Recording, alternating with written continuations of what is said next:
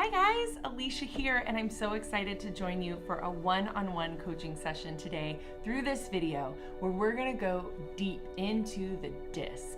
DISC is something that you probably have heard talked about a little bit in the Market Center or with your mentor or even by myself or your team leader, Nikki. And I wanna go into it pretty deep with you today on this video, giving you the space to workshop this in your own environment where you're comfortable, where you feel very able to just openly think and process through this so that you can get the most out of this. Below this video is a link for the DISC profile test offered on the Tony Robbins website. There are other options for one out there. This is a free test that's going to give you a really, really detailed result, and I'd encourage all of you to take that test either right before or right after watching this video. It doesn't take that long to take. It's maybe 5-10 minutes tops, and it'll give you a really detailed report. And what I'm going to share with you today is how to go through that report to not only uncover a lot about ourselves around how we learn, how we communicate, how our behaviors show up in our day-to-day lives as well as in our businesses, but also how you can quickly discover the best communication tactics with your clients, with your colleagues, and with your family or yourself when you start to hit roadblocks. For me, the DISC has been a really powerful tool in my personal life, in my road to self-discovery around who I am and how I show up and how I can workshop my habits to be the fullest version of myself that I want to be. But I found it to be even more powerful in my business, where I can quickly identify what personality behavior style my clients are, or what they're showing up as, and how I can best communicate with that or work through it to help my clients get the desired result they want. And I want to give you the same tools today. So we're going to go through this at a pretty high level. If you have your MAPS playbook, this guy looks like that. If you don't have one, come by my office and get one. If you're in the PC program, you get one at no cost. But what I want you to do is go to page 121, and you're gonna see a page that looks like this. Behavioral styles, and it's gonna have 4 big boxes that have D for dominance, I for influence, C, compliance, and S for steadiness.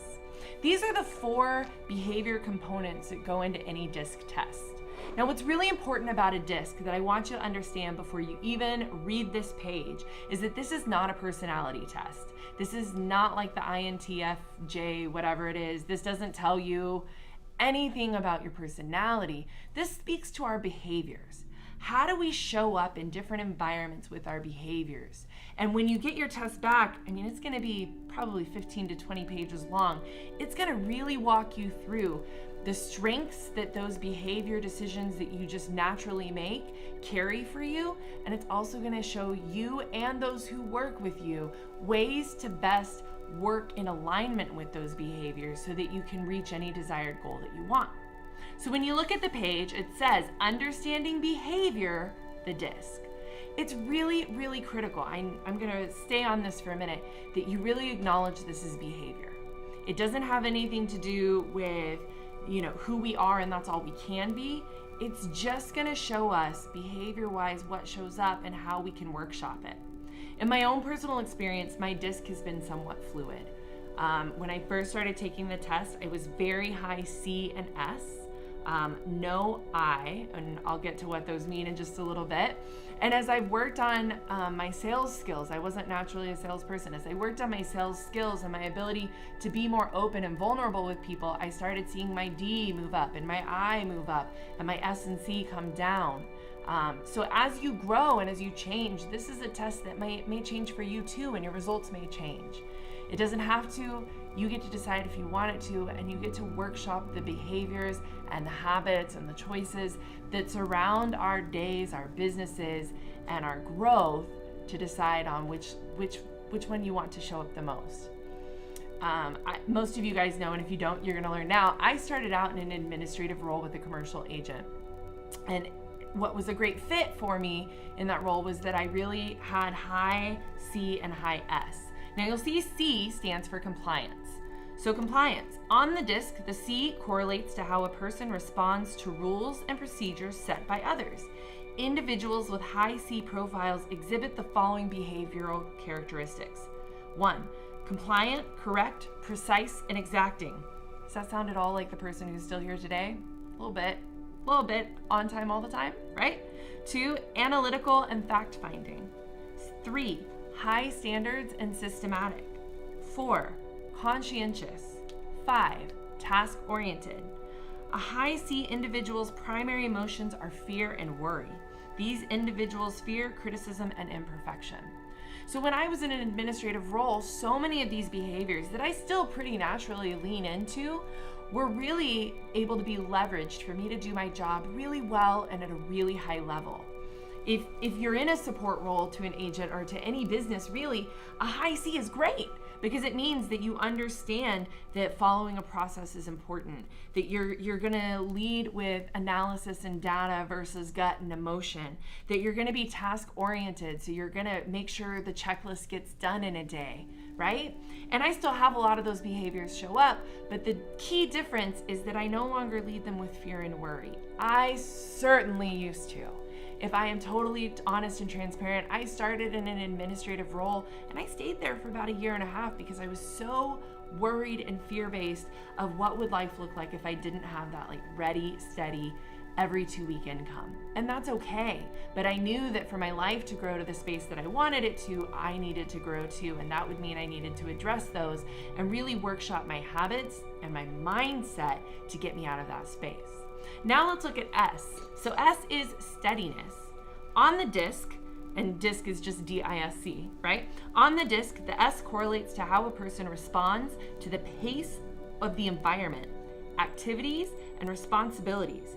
Individuals with high S profiles exhibit the following behavioral characteristics.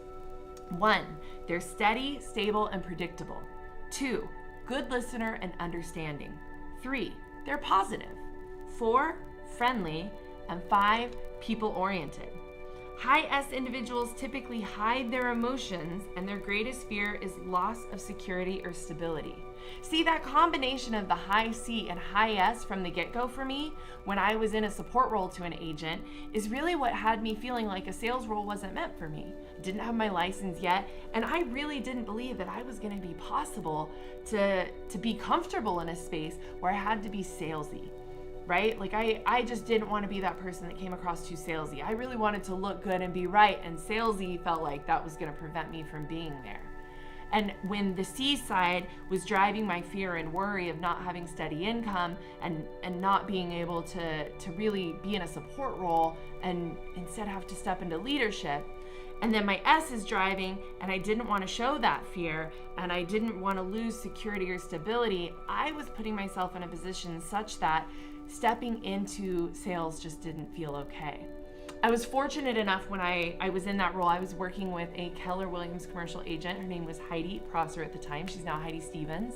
And she was incredible. She was so determined about her own personal growth. And as I sat on the sidelines running the backside of her business and watched how purposefully she led her life, I suddenly felt this little bit of courage kind of stir in and start to show up. And she had walked through a DISC profile with me and talked with me about how S and C were really showing up great for the role I was in, and yet for the vision I had for my life, what would maybe need to change.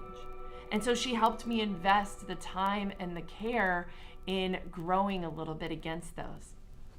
And when I first took my D, I told you I was very little D and almost no I. So let's look at what those look like. D, dominance. Now again, not a personality test. This is behavioral, right? So just keep that in mind. D, dominance.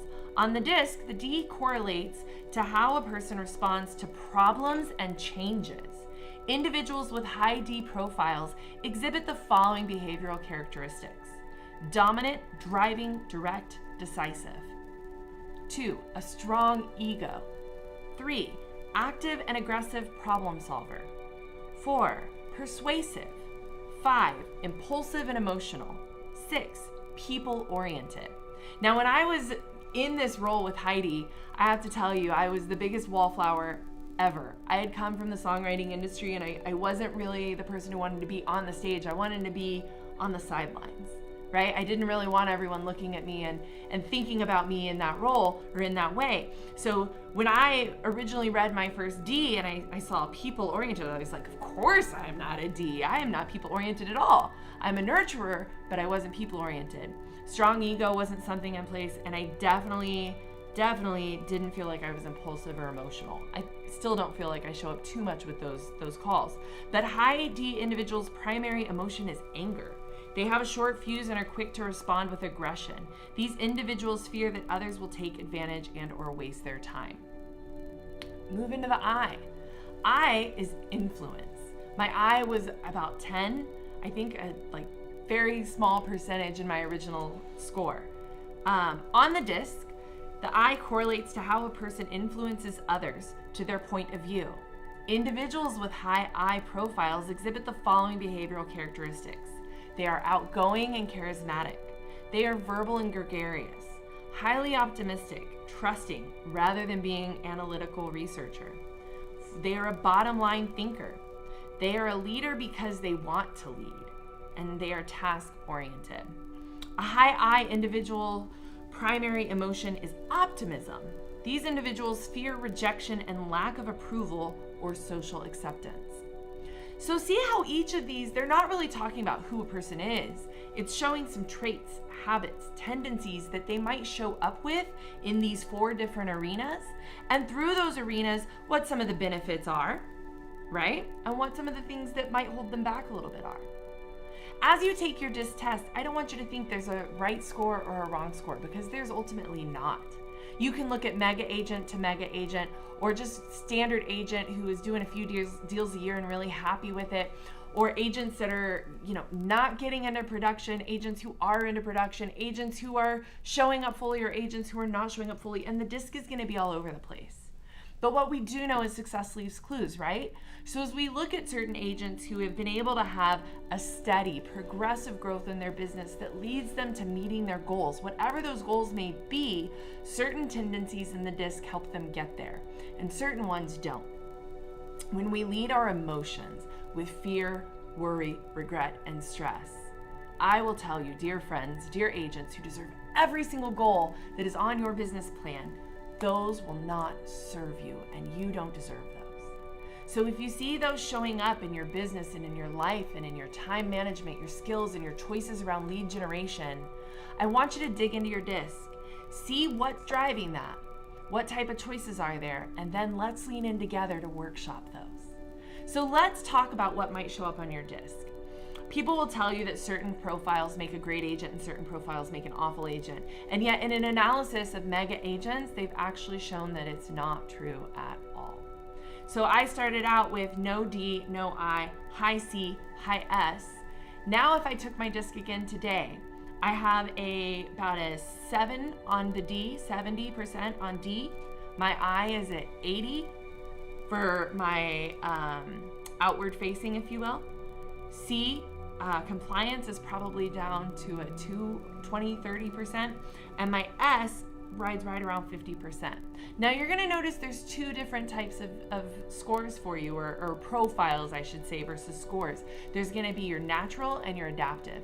Natural is what happens when you feel like no one's looking and you're not putting on any smiles to make it happen, and adaptive is going to be what happens when you're client facing or peer facing, right? When we're putting ourselves out there for business. So what's most interesting on my DISC is probably my I. My adaptive I is that one that's up at that 85%. Bubbly, social butterfly, out there. My natural I is still at a 20. Probably still where it was when it originally started, when I took DISC for the very first time. That's because I'm an introvert. By nature, I am just an introverted person. I really rejuvenate the most and recharge the most when I'm in quiet, closed spaces where I get some time with myself or with my immediate family. Being outward and social facing doesn't typically recharge me. And for all of us, that's a different experience, right? But my adaptive, I've learned through workshopping and coaching, I can crank my I up through the roof, become the cheerleader in the room, and I am going to be able to put people into a spot where they feel inspired and eager to dive in to get great results by cranking that up. I get good results from it, so I've taught myself how to do it.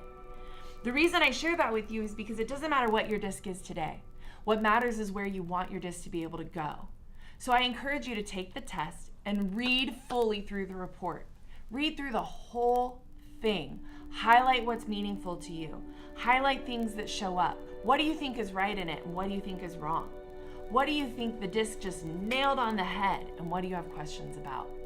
Then what I want you to do is to email your disc to both myself and your mentor. We want you to do this because we are all pretty well versed in the disc and we can best communicate with you knowing how your disc behaviors play out. We don't want to communicate with you in ways that are going to make you feel stressed, anxiety, or worry or fear. We want to ensure that the language we are surrounding your coaching, your mentorship, and your business with are going to get you super excited to lean in and play big and be that goal getter you deserve to be. I have business plans from many of you. Hopefully I'll have them soon from all of you. And in those business plans, I see some really beautiful, brave, huge lives that you guys are eager to show up for, and I am super eager to support you in. So please go take your disc. Take the time to actually walk through it. Highlight it, mark it up, make your questions. What I'd like to do is extend an invitation to you to do a short consultation one-on-one, just for 5 or 10 minutes where we sit down and we talk about it and really flush out any questions that you have around that disc and any ways that you think we as the Market Center and as your leadership and coaching can lean in to play bigger with you in your business through your behavioral styles versus against them. So please go take the disc. The link is just below this video, right down there. Go take it, print it out, email a copy of it to myself as well as to your mentor. I'll be checking in on them this next week. I hope you guys really take a lot away from this and realize that by tapping into our behaviors, we're able to acknowledge them, work through them, and grow through them. Hope you guys are having a great wrap up to your week. You'll see I'm here in front of a really great inspirational wall here behind me. I'm in the KW Napa office.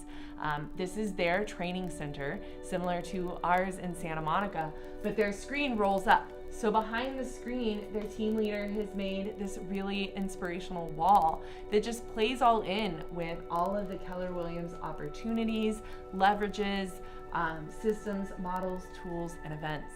You'll notice there's bold phrases all over this wall as well, and I'm so excited that they are so pumped here to lead their businesses and their lives in such intentional ways. So dig into your disc. I want to get intentional with you in 2019. Let me know how I do that, and I'm on your team. Have a great day, have a productive week, and I'll see you back in the Market Center, you guys.